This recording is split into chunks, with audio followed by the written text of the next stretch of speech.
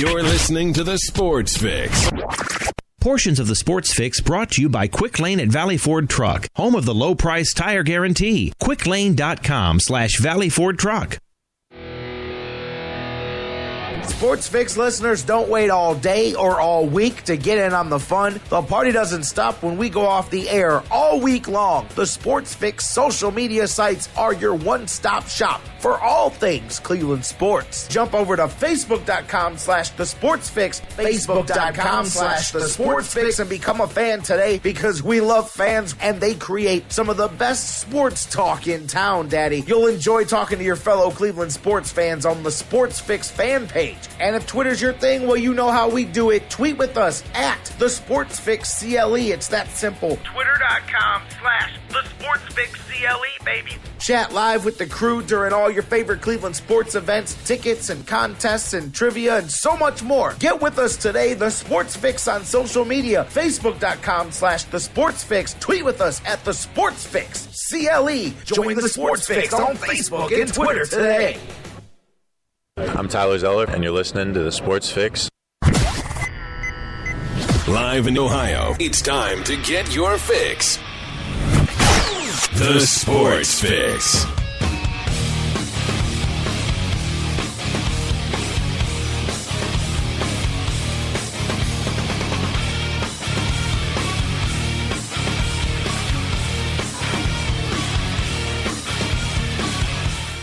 Welcome in, everybody, live once again. Another day here on the Sports Fix. J-Rock back with you here. It's Tuesday, September 23rd, and, well, there's one more day for the Indians, but that's about it. Talk about being down 3-2, 2 outs, bottom of the ninth, down to the final strike, because they have truly pushed this thing to the hilt with what effectively is a split yesterday, and man, they even made the final outs of that first one interesting there before they held on. But Indians shoot themselves in the foot a bit last night when everything else played out in their favor as far as, you know, what was happening around the league, and there it was right there for the taking. Indians now not dead, as we've said a lot, but man, it really is on life support at this point in time. But not as much as you. Here, I'm gonna throw something out here. I'll throw a feel better statistic out here before we get rocking and rolling with the show. As of yesterday, before the games, with 7 games remaining on the season, if the Indians had ran the table and went 7-0. They had a 91% chance, according to baseballreference.com, of making the playoffs. With 1 loss and a 6-1 final 7 games, which is where you are now, you would have to win out the final stretch of games here. They still have a 67.7% chance of at least getting into a play-in game to make the playoffs. So they still have a 2/3 possibility here of getting themselves in if and only if they win every game that's remaining. I mean, I saw some of the theoreticals out here. If the Indians win the final 2 games of the series here against the Royals, if Kansas City loses on the off day on Thursday, the Indians would head, and this is of course assuming that Seattle keeps playing the way they have, the Indians would head potentially into this final weekend with Tampa Bay 1 game out of the wild card with 3 games to play. So we'll have to see how it all plays out. It doesn't matter at this point what anybody else does. When we said they got to go 11-2. They got to go 6-1. They got to the other and is gone. The and is gone now. There is no and. They got to win them all. This is Pokemon, baby. Wahoo Pokemon. You got to win them all, and then and only then can we count them up at the end. But that's where you're at. So it's not completely over. As I said right there, I mean, they still have, if they win out, a 67% chance, according to Baseball Prospectus, of making the postseason, as far as at least getting into a play-in game which is, I said, if anything, not just for the Indians, I just see a log jam there coming down. I see extra baseball being played. I see a game being played just to get into the game that gets you into the playoffs, So the Indians could be on one of them crazy runs, but you can't lose. You cannot. They could. They can't. You have to win every game from here on out. It goes right back at it tonight here. You got to win 2. You've got to hope Kansas head into the final weekend with it. Was as close to the death blow as you can get without the last rites, as I see the guys in the chat room there, without for the Gorman from now. Well, and I'll tell you that those 3 outs was a game within a game all by itself there, and already it was a rough start. And I've got, you know what, too? Did you guys get a chance to hear the post-game comment? All right, I'll get into it when we start talking Tribe here.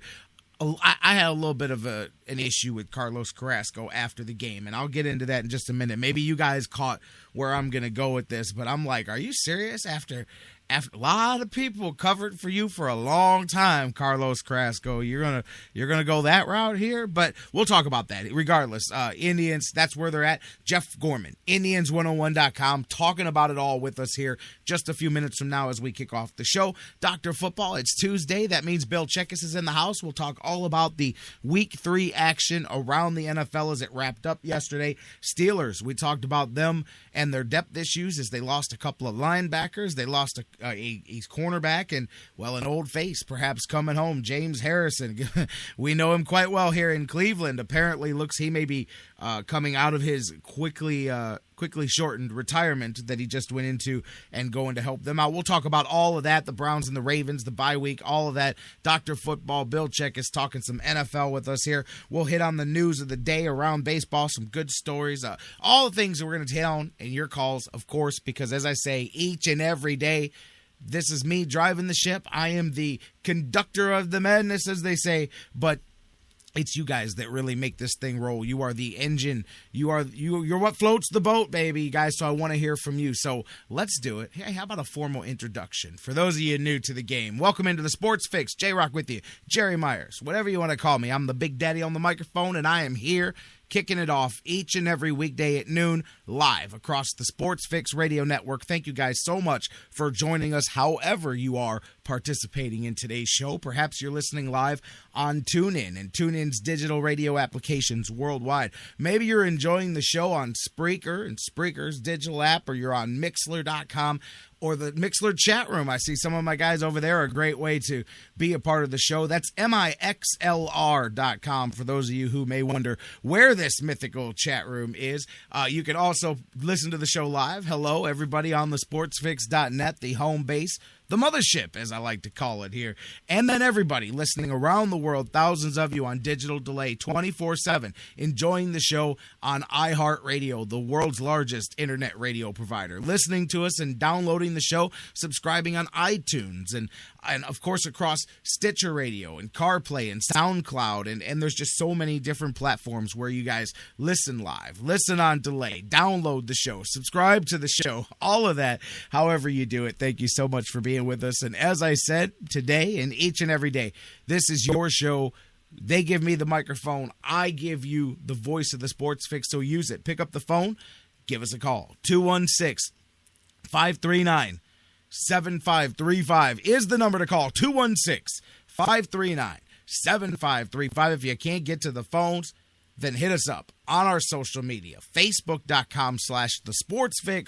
Tweet with us at The Sports Fix, CLE, all one word. You can email us, thesportsfix@AOL.com. Again, find us on Facebook, The Sports Fix, or Facebook.com/The Sports Fix. Make sure you like the page while you're there.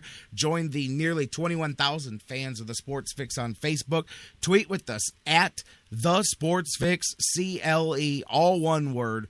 Email us, thesportsfix@AOL.com. As I said, Jeff Gorman coming on just a few minutes from now, and we'll definitely jump into the Indians conversation with him. I want to just make a quick note for something totally off the beaten path here, but I got a couple of minutes before we hit the break. I don't want to dive into anything that we've got to commit too much of a chunk of time to.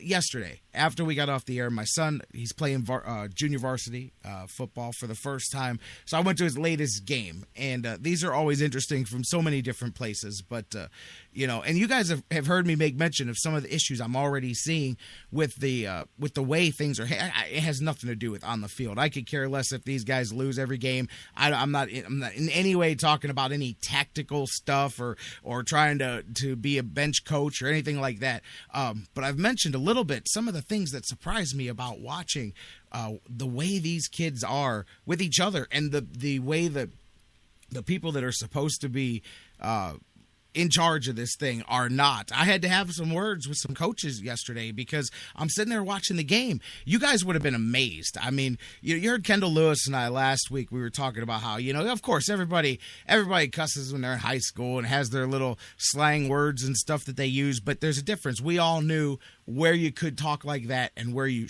better know better than to talk like that. And being around adults, not just your adults, your parents, but just being around adults, period, was one of them times that you had to keep that stuff on the hush hush, and everybody knew that. Like, it wasn't just like you were supposed to, so you knew better than to get caught talking like a heathen out there. Well, anyways, I've seen these kids doing that, and it amazes me. And I had to talk to the coach yesterday. I said, look, man, I don't care how good or bad these guys are on the field. I'm not even getting into disorganization or anything like that. I said, but I got a couple of issues we got to talk about. Number one is the way these kids are acting with each other on the sidelines. I said, man, you should not allow, this should not be tolerated. You cannot have the quarterback coming off the field telling his offensive lineman, hey man, F you, you suck, this, that, and the other thing. I'm like, my jaw's on the floor. I'm like, are you serious?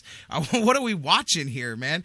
And they're kids. I get that. They're frustrated, but the whole point is you're supposed to be helping them. Look, they're not in there. My son's not playing. Yeah, of course, I'd love if he became one of those rare athletes that goes to the NFL, but that's not why he's playing football. He's playing football to learn, first off, to have some fun, but to learn some discipline and to get some structure and some athletics and some weightlifting and get him going into some things. But, there's reasons for that. They're supposed to come out better people for having been through the process, been through the sport, whatever it is. And but then yesterday it went to another level. And I got to tell you, for those of you guys that are, maybe in your 30s or older, you'll appreciate this a lot. Or even when you get into your later 20s, you look at the difference in how kids looked at things and then how you see them as an adult. There's this little scrawny kid. He couldn't have been no more than 5'3". He had his hair in braids, and he looked like all your favorite, rapper. Seriously, he had the phone with it was funny. He went up to the coach after the game and he got all of his electronic doohickeys and hooked them back up. He had taken his stuff off on the sideline. He was just a little badass, man. And he thought he was running things. He walks up to this kid is probably about 6 foot tall and a good 300 pounds. Biggest kid on the team, right? And this little scrawny something or another is just, he's punking this kid out. And the coaches are listening, and nobody is stopping this. That's what made me get up to the sideline and go, hey, man, you can't have this going on. This guy's going, yeah, wait till we get out of the game. And, I mean, it's not the usual, razzing and stuff that boys will do. He's just straight intimidating this kid, punking him out. And I'm watching the big kid scared to death. So after I brought it to the coach's attention, I said, look, you cannot have this. This is wrong. What's going on over here? And then they went and talked to the one kid. I pulled the big kid aside. I said, bro, I know you don't realize this right now. I know that you're quiet and polite. I know the kid. He's a good, quiet kid, and I'm like, I know that you don't want trouble and all that. But one day you're going to realize, and one day you guys are going to be about 10 years older, and this doesn't happen in the real world, because you'll realize that you could squash him like a bug, and he would never try to pull the stuff that he's pulling here. But it's just funny to see the dynamics amongst kids. And it's not just that. These kids, and I understand that some of you, we all talk about the sissification of football, but, mouth guards. It's a rule in the Ohio State athletic deal that you have to wear mouth guards. It's a flag if you don't wear them. And half of these kids are out here, they're not wearing them. I'm not worried about the penalty flags. The point is, and I talked to my son about this yesterday, he said, Dad, why is the mouth guard such a big deal? I said, it's not. I said, yeah, it reduces concussions a little bit, but it's not just that.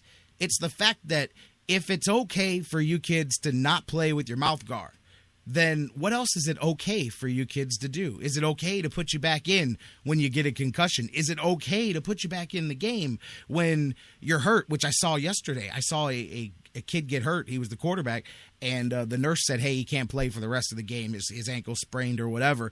And with 2 minutes to go in the game, the offense